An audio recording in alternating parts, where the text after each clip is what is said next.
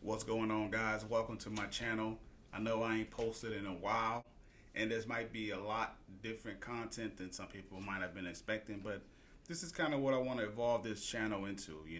Not saying I'm a gambling addict, but I watch sports constantly, especially the UFC. So I would like to say I've gained some sort of knowledge just based off of all the footage that I've seen, events I've been to, fighters I've spoken to. So I kind of want to evolve this channel into, the people who like to gamble, try to make a little bit of money. You know, I have a pretty good track record, so that's why I kind of want to share some of my knowledge to you guys. So in this particular video, I'm going to go over some of the picks for this upcoming fight night this Saturday in the UFC in Saudi Arabia. It's Whitaker. They just changed it. Actually, it's Whitaker versus, I don't know how to pronounce the name, Iskram or something like that. I'm going over some of the best picks that I think can win you some money. I might make another video with some other picks, maybe more specific, like, the method of victory and stuff like that, and the over under on the rounds. But right now, this is just the money line picks. I got 5 picks for you, and let's get right into it. All right, so the first fight we're talking about is Nasrat Haqparast, don't know if I'm saying that name right, versus Jared Gordon. Now, both of these guys, they're coming off of knockout wins in the first round.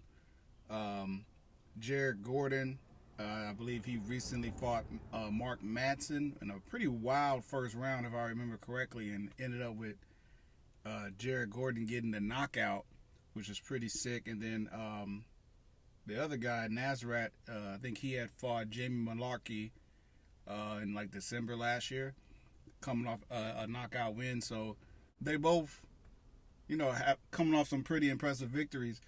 But I'm not gonna lie, this has the potential to be a pretty boring fight, and I think a boring fight favors Jared Gordon. Jared Gordon is pretty grappler heavy. I think he's a better grappler in this matchup. And they both have had majority of their wins, I believe, by decision. So that's why I say it's probably gonna be a pretty boring fight. Nasrat is a pretty good striker. Jared Gordon, like I said, is a grappler. So this could be a grappler versus striker type of fight. But Jared Gordon is no slouch, stand up. But I would say he's mostly a grappler. If you look at their significant strikes, it's pretty even as far as what's landed per minute.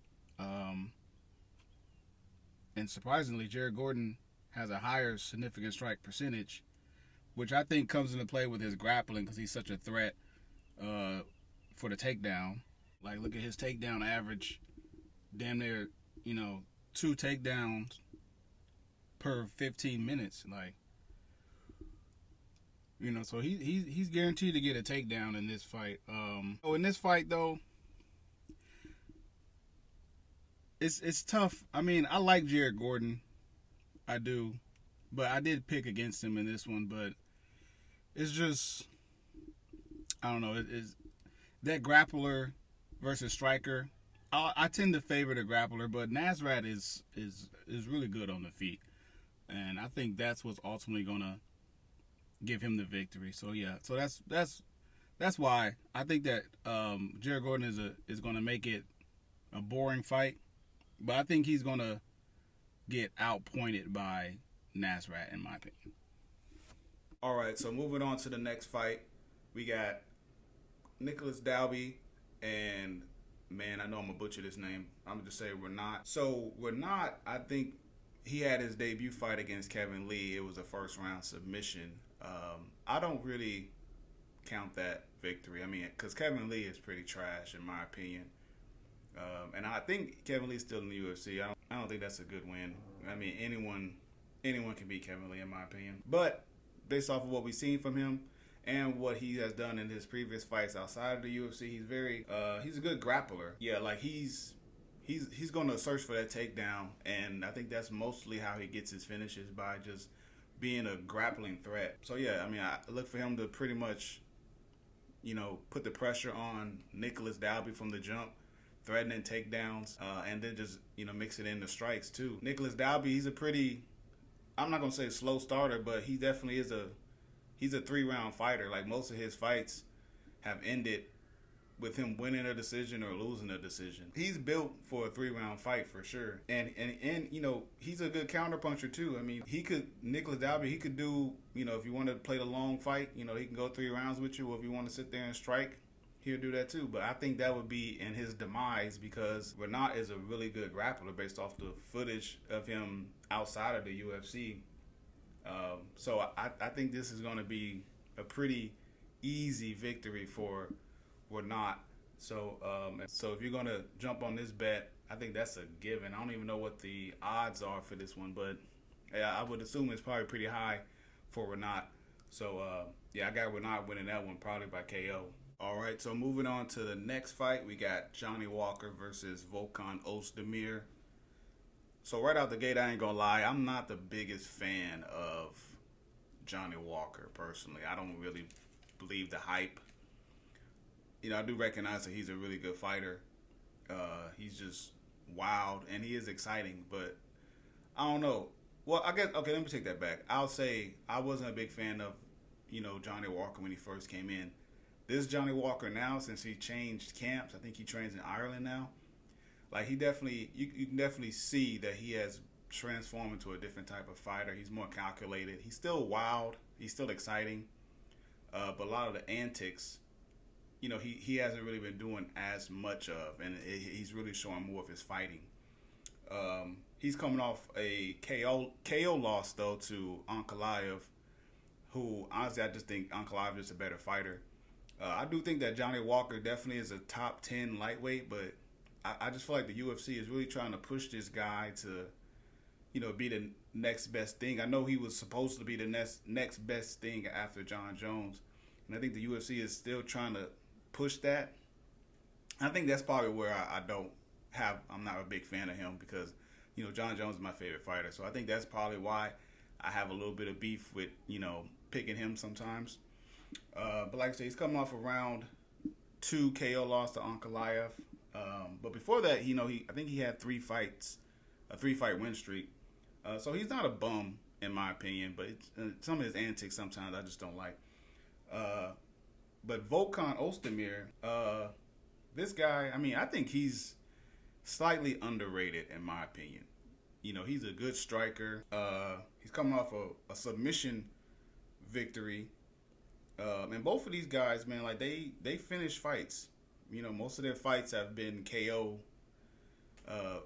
wins for themselves. You know, like they finish fights. And as far as like stand up and striking, I mean, Ozdemir, you know, he's gonna push those combos out. You know, he's gonna land some strikes, and that could be Johnny Walker's demise because, you know, Johnny Walker, he definitely leaves that chin up there sometimes. And I mean, look at what happened with him and Jamal Hill, like one of the nastiest KOs ever. But also Ozdemir, you know, he leaves himself open to get hit too. So, you know, I definitely think this would be a good fight. That's going to be a stand-up fight. I'm going to go with Johnny Walker, though, on this one. I think Johnny Walker, he's in a completely different mindset. I mean, the Ankalaev loss was his last fight. But I think, you know, that's a tough matchup for anybody in the light heavyweight division. So, but I got Johnny Walker pulling this one out, probably by a finish. All right, so moving on to the next fight, we got Kelvin Gastelum versus Daniel Rodriguez. Now, I ain't gonna lie, I'm a big fan of Daniel Rodriguez. I mean, he's coming off a loss to, you know, Ian Gary, which was a bad loss. And, you know, I'm not the biggest fan of Ian Gary, I ain't gonna lie. So I was rooting for D-Rod, and see him get worked up, pieced up like that, man, it was tough to see. But I'm a big fan of Daniel Rodriguez. He started his UFC career pretty good, man. Some solid victories. I mean, he beat people like Kevin Lee, which isn't that impressive.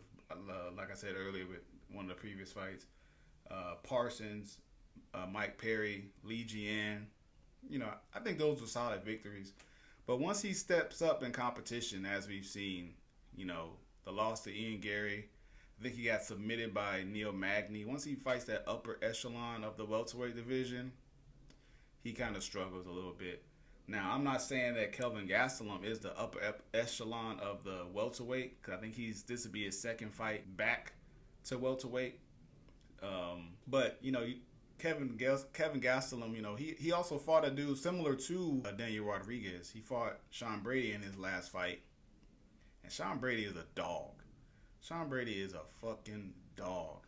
He got submitted by Sean Brady in a pretty good fight. I think it was one-sided. I think Sean Brady was just working, piecing him up. And I'm not gonna say that I think that Kelvin Gastelum is overrated. I mean, he's fought the who's who of the middleweight division, but I just think he done fell off hard. He fell off hard in middleweight, and I think he's trying to revitalize his career. I mean, he fought Jack Hermanson, Jared Cannonier, obviously Israel Adesanya. He fought Robert Whitaker. I mean, he's fought the who's who, man. And so I'm not taking that against him. I mean, he fought some of the best. He fought some of the best middleweights. I think he fought Darren Till. He's fought some of the best middleweights, man, and just best fighters in general in the UFC. I don't know. It's just this one's hard to pick. I think I wouldn't be surprised if they have Kevin Gastelum as the favorite. But I don't know. I think they're pretty even on the feet. I do not see this fight going to the ground at all. I don't see this fight going to the ground at all. I see this going to be a high striking affair. This is going to be D-Rod's toughest fight. They're going to stand and bang in the middle, I think. Look at their grappling percentages. They do not take takedowns. They are not going to go for they're not going to go for takedowns. So this is going to be a stand-up fair, and that's why I think I'm going to go with, most likely would be the underdog. I'm going to go with D-Rod because I don't trust Kelvin Gastelum. I don't trust Kelvin's chin. It got tested a little bit in Sean Brady, and I think Sean Brady is better than D-Rod, obviously. But I think D-Rod is definitely trying to avenge that Ian Gary loss. It was a bad loss. So I'm taking the underdog in this one. I'm going with D-Rod. All right, and so the last fight that I'm picking for this bet slip is on the Sergey Pavlovich and Alexander Volkov fight. Man, this has the potential to be very quick. Very quick. I don't know what the unders are as far as fight time, but take it. Whatever the unders is, just take it. I don't see this fight going longer than 4 minutes. Sergey Pavlovich is a monster. Monster. Probably one of the scariest dudes in the UFC. It takes a brave soul to sign that contract against this guy, man. For real. But he's coming off a KO loss to Tom Aspinall, who is now the interim heavyweight champion. I think Sergey also previously lost to Alex Overeem, but that was, I think, his debut. I think was against Overeem, but that was a while ago. Since then, this dude has tore through the heavyweight division. I mean, he's beaten Derek Lewis, Tai Tuivasa, and all in the first round, too. By the way, all in the first round. So yeah, this dude hits hard, man, and it shows in how people react when they get hit by this man. He's going against Alexander Volkov, who's a staple in the heavyweight division. He's been around for quite some time, and I think he's actually improved. I used to think this dude was trash, and I think it could be based off of that one fight he had against Derek Lewis, where I thought he was winning pretty much the entire fight, and then Derek Lewis just exploded on this man and just knocked him out cold. But since then, I mean, he's had a pretty good run. He's been in there with Jairzinho Rozenstruik, Marcin Tybura. He's been in there with Alexander Overeem, Curtis Blades, Derek Lewis, like I said. So he's fought the who's who of the heavyweight division. And he is improving on the feet. Like, he uses his range. He's like 6'6" or 6'7". Like, so he's gonna have like a five inch, height advantage over Sergey, which he needs to use. And I think that's been a one issue that when people fight him that they don't use. I mean, he's fought mostly people who's been around the same height, but like Tai Tuivasa, Derek Lewis, but they all stayed in his range, and I think that was the difference between Tom Aspinall too.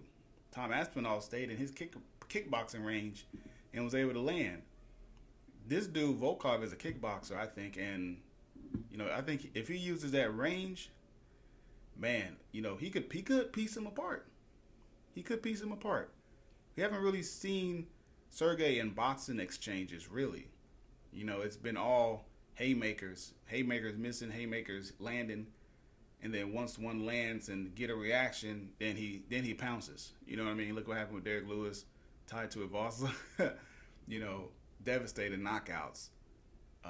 But I think if Volkov can stay at range, he could pull off the upset. Because I'm assuming Volkov is definitely the upset or the underdog. But with all that being said, I think Sergey finds that chin, and so far every time he has found someone's chin, it has resulted in the lights going out. And I think this will put him right back into play for, next in line for a title shot, in my opinion. And I'll make another video about the heavyweight division, or really every division in the UFC, the outlook of how I see it. But I think this fight definitely puts him back up there for next in line type shit. So, yeah, I'm going Alexander Volkov, probably first round knockout. All right, so here's how the bet slip look. If you want to follow the picks that I made, we got Nasrat, we got Renat, we got Johnny Walker, got the underdog D-Rod, and we got Sergey Pavlovich. Now, it's only plus $12.94, but $10 gives you $129. I'm all about smart betting. I think the only one, if there's any way to hedge your bet for the D-Rod, I'd do that. But I think all the other ones are a lock, in my opinion. So yeah, go ahead and make this bet. So yeah, this is the bet I would make. Leave a comment if you're going to tell this. Leave a comment if you think I missed something, or if you don't agree with my picks, let me know. I mean, I love a friendly debate, but make sure y'all out here gambling safe. Put limits on y'all gambles. This actually is on FanDuel. I'm in Texas, and FanDuel is not legal here in Texas. So maybe moving forward, I might do Prize Picks or Better, the Better app, just to mix it in there, just to see. Because I think on Prize Picks, you're going to do like fight time, significant strikes, and takedowns, and fantasy points. You can't outright bet a money line, which I think is so stupid. But anyway, so maybe moving forward, I might mix in some of those picks too for some people who can only do Prize Picks or Better or Sleeper, whatever app you use. Leave a comment, and I will post some picks on those platforms as well. So yeah, if you like this video, please leave a like, leave a comment. Appreciate it. Hit that subscribe button. Peace.